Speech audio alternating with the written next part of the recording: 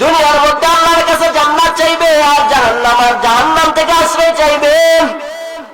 এই দুইটা আমল শিখে নেন, আল্লাহর কাছে প্রত্যেকদিন শিখে আল্লাহ দোয়া করেন, ও মালিক আল্লাহুম্মা ইন্নী আসআলুকাল জান্নাতা ওয়া নাউযু বিকা মিনান নার।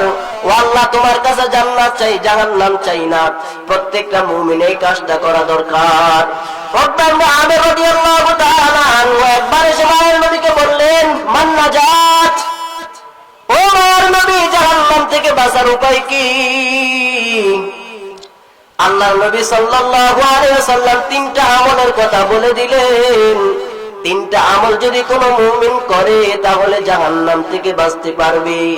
মায়ার নবী সাল্লাল্লাহু আলাইহি ওয়াসাল্লাম বলেন, এক নাম্বার হচ্ছে আমলিকা আলাইকা লিসানাক, বান্দা তুমি তোমার জবানকে হেফাজত করো গুনাহ থেকে, মিথ্যা কথা বলা থেকে, অসৎ ব্যবহার করা থেকে। এর মুমিন ভাই, দেখা যায় রাস্তাঘাটের মধ্যে, দোকানপাটের মধ্যে একজন মুমিন আরেকজন মুমিনের সাথে খারাপ ব্যবহার করে। এটাই কি মুমিনের আদর্শ? একজন মুমিনের আদর্শ একবার ভুল করছে তাকে সুন্দরভাবে বোঝাবে।